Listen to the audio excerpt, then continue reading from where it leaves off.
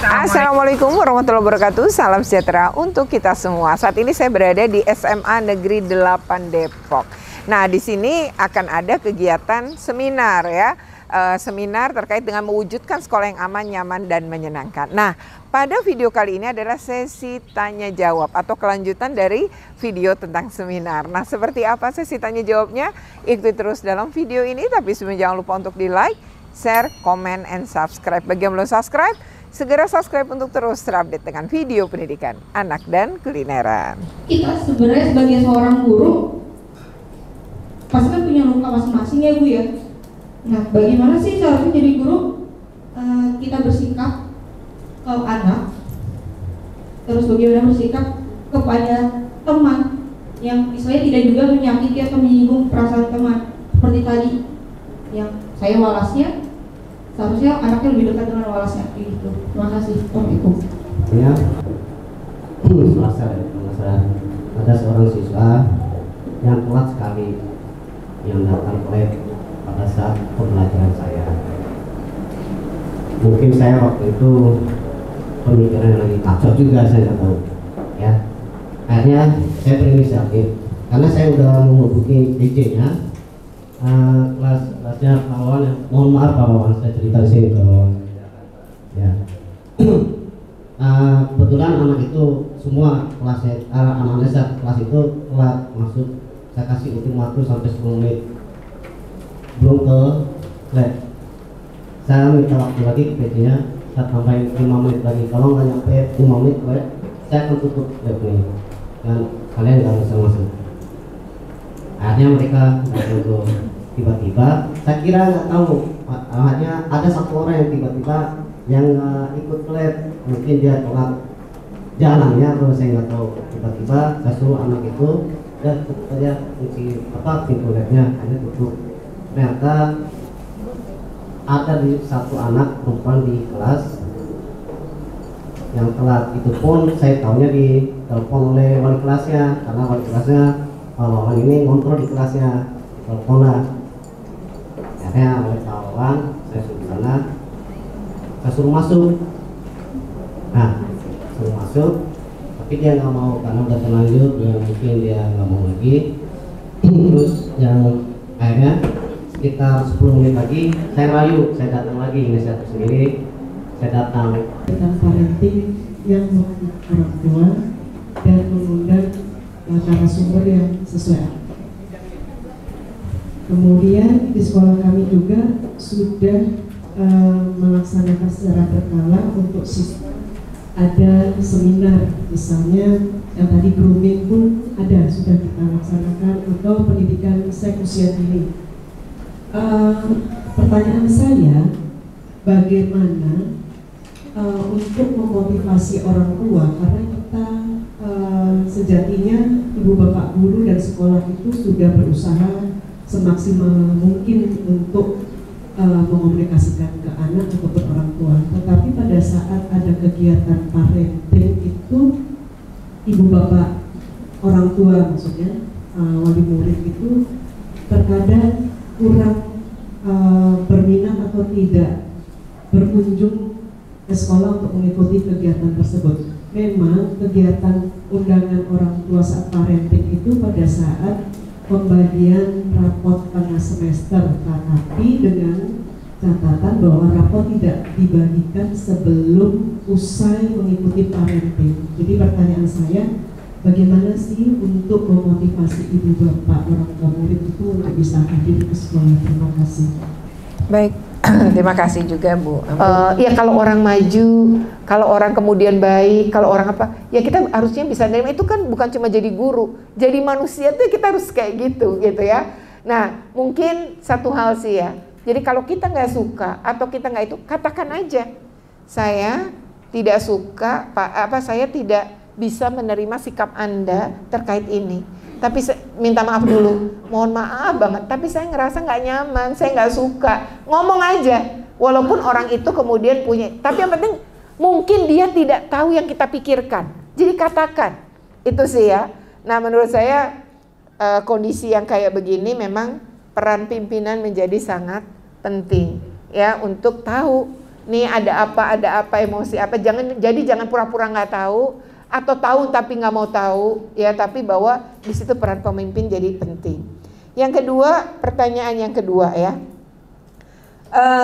tadi kisah tentang siswa yang telat. Nah ini kita juga pasti akan punya kisah-kisah begini kan, kita mungkin karena nggak duduk bareng, nggak ada dialog ya, padahal kan harusnya tuh nanya, jadi nggak usah menyimpulkan ya, kok anakku diginiin, atau kemudian si bapak ngerasa bersalah karena ini.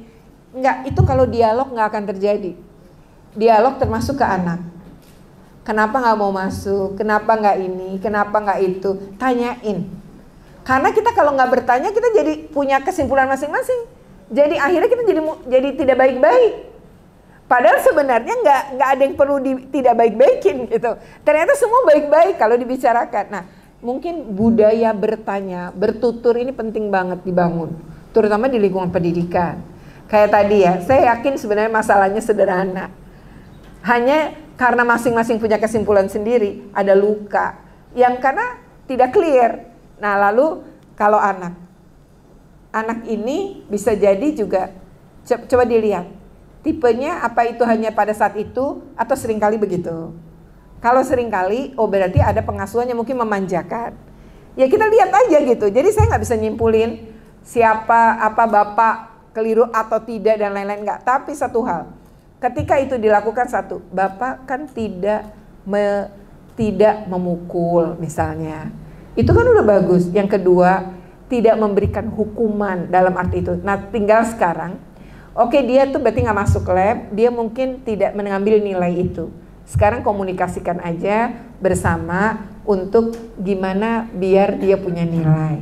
Jadi prasangka dan persepsi itu ya lepaskan dulu.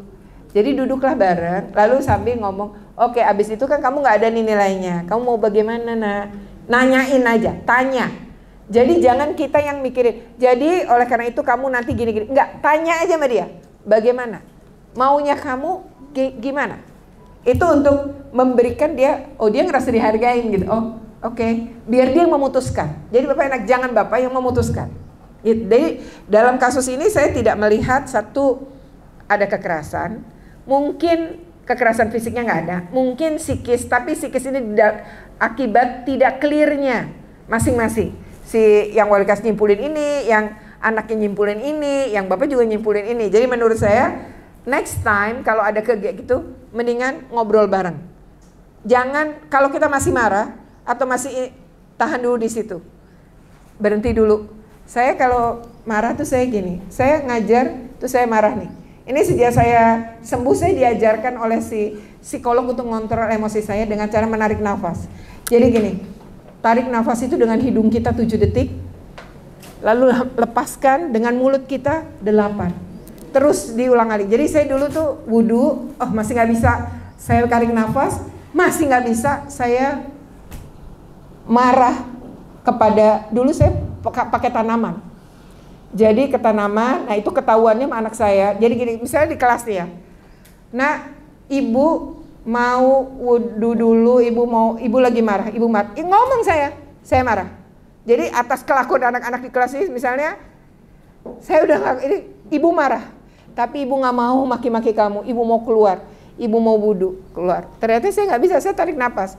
Ternyata masih enggak. Anak-anak tuh sebenarnya ngelihat saya ngontrol emosi di luar. Saya nampak lagi marah-marah sama tanaman. Anak-anak itu akhirnya dia kemudian meminta maaf karena dia lihat saya tidak mau marah. Tapi saya berusaha untuk mengontrol diri saya untuk tidak kelepasan. Karena kalau saya marah mungkin jadi membabi buta gitu. Jadi terus waktu saya masuk itu udah lebih baik. Oke, kita bisa mulai pelajaran. Kan jadi otak saya juga lebih baik. Hati saya lebih baik. Nah, tapi waktu saya lagi pandemi, ini saya belajar dari anak saya yang kecil. Karena saya suka begitu sama anak-anak saya sering minta maaf kalau saya salah. Anak saya juga mudah berterima kasih, mudah pelukan. Sampai satu hari itu anak saya ngelihat, dia tahu cara ngontrol emosi karena saya ngajarin kan. Jadi cucu saya pun saya ajarin, sabar gitu. Misalnya soal kamu ngalah soal mainan, saya nggak boleh. Karena dia harus belajar mempertahankan hak. Kamu suka mainan itu ya, dan kamu ingin mempertahankan, bilang sama dia, saya nggak mau mainan yang ini, kamu pinjam bolehnya yang ini, kasih jalan keluar. Jadi saya ngajarin anak saya juga nggak ngalah. Maksudnya jangan semua-muanya dia ngalah, nggak boleh. Oh itu udah biar, jangan jadi manusia yang kayak begitu. Jadi kita harus bicara, saya maunya ini. Kamu boleh, tapi karena kan minjem, terserah yang punya dong. Gitu. Jadi saya ngajarin banget kayak begitu. Suatu hari pada saat saya lagi pandemi, kan saya stres ya. Stres pekerjaan, stres ini, kondisi itu harus ngajarin anak saya yang bungsu. Anak saya yang bungsu ini bonus yang jaraknya jauh sama kakak-kakaknya 15 tahun. Jadi nih masih sekolah kan, masih SD waktu itu. SMP. Jadi saya bilang begini sama anak saya. Kalau dia lagi nih, lagi belajar, tunggu.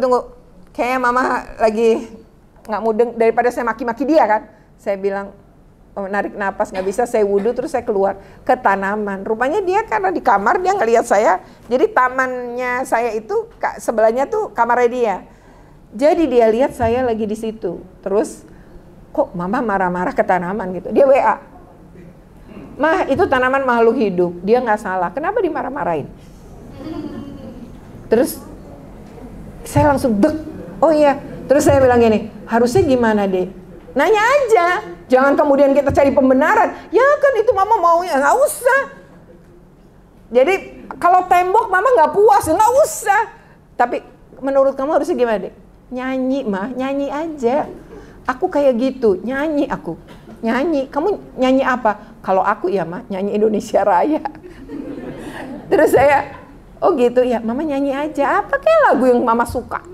Jadi dia ngajarin saya begitu. Karena Pak, saya ngajarin kontrol emosi. Saya manusia, saya bisa marah dong. Saya manusia, saya ada rasa suka nggak suka dong. Saya boleh suka nggak suka sama orang kan? Seperti orang juga boleh suka nggak suka sama saya kan? Tapi kan saya nggak bisa ngendalin perasaan orang. Capek lah kalau saya ngurusin perasaan orang. Jadi saya lebih baik, saya yang mengontrol emosi. Saya yang harus sehat, saya yang harus bahagia. Gitu sih ya. Nah, jadi sama Pak, kayak gitu aja. Tapi menurut saya itu sebenarnya dialogin aja. Karena masing-masing tak ada dialog, jadi masing-masing punya kesimpulan yang berbeda. Jadi kalau saya mau bilang salah atau tidak, yang pasti satu, kalau Bapak merendahkan, menyakitkan, mempermalukan anak itu yang salah. Kalau selama itu tidak, berarti yang nggak salah. Nah kalau memang itu belum selesai, bicarakan aja. Saya pikir itu. Dan nggak perlu ada saling tuding, karena sebenarnya bisa diselesaikan dengan baik-baik. Dan tetap anak kalau salah ya tetap dong harus kita bilang salah. Jadi nanti tanya anaknya sebenarnya kenapa dia nggak mau. Padahal udah diberi kesempatan, udah diberi, dia nggak mau kenapa? Ya nggak perlu juga kan kita bujuk-bujuk, ayo Lena. Ya udah. Ibu sudah mengatakan, saya sama anak saya gitu, mama udah bilang 3 kali ya, kalau kamu enggak jangan salahkan mama. Udah gitu aja. Dia yang putuskan. Gitu Bapak Ibu, kan kita udah memberi segala kesempatan. Keputusannya biarlah di dia. Kecuali kita menutup semua kesempatan. Itu yang salah. Itu. Sudah membuka, ya sudah, dia nggak mau, ya udah. Kalau nanti orang tua yang tanya, sudah saya sampaikan dan dia nggak mau. Alasan nggak mau ya mari omongin gitu. Berikutnya. Terakhir dengan kekerasan seksual ya Bu.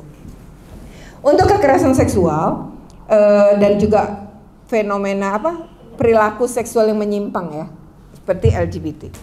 Pertama gini ya Bu, sebenarnya usia anak tuh 0 sampai 18. Sebenarnya anak tidak punya orientasi seksual dulu, selama dia belum berusia 18 ke atas. Jadi ketika dia punya orientasi seksual yang menurut Ibu menyimpang, pasti ada pengaruh dari luar dirinya. Dia belum punya orientasi seksual. Manusia belum ada itu di umur 18 ke bawah, belum ada. Jadi kalau dia menyimpang, itu masih bisa dilurusin sebenarnya. Dengan cara apa? Pendekatannya adalah kejiwaan. Karena seringkali karena kejiwaan, bukan karena faktor agama. Yang kayak itu udahlah dimasukin pesantren, dirukyat. Enggak, belum tentu. Kalau jiwanya, dia pengaruhnya kemana? Jadi belum tentu karena itu. Jadi mau dikasih tahu kayak apa, itu kan kayak dokter ya. Pak dokter, merokok kan nggak boleh ya. Kok tapi dokter ngerokok? Ya dia tahu ilmunya tapi dia tetap lakuin kan. Artinya kita semua juga bisa jadi kayak gitu kan. Nah tahu tapi kita ngelakuin. Jadi anak ini berarti perlu dipulihkan. Cara mandang dia, informasi apa yang dia peroleh, itu dia masih bisa disembuhkan. Jadi kalau itu terjadi, mintalah bantuan ahlinya. Sekali lagi pemerintah daerah punya kok unit PPA yang anak tuh laki maupun perempuan kan tetap anak. Jadi tetap punya hak untuk dibantu. Nah, yang justru Bapak Ibu mengerikan adalah kekerasan seksual secara daring. Kekerasan seksual secara daring, Indonesia itu saat ini menempati posisi 10 tertinggi di dunia. Jadi dari 188 negara, kekerasan seksual secara daring terhadap anak di Indonesia itu urutan ke-10. Berarti ini sebenarnya udah gawat darurat dan ancaman. Nah, apa bentuknya Bapak Ibu?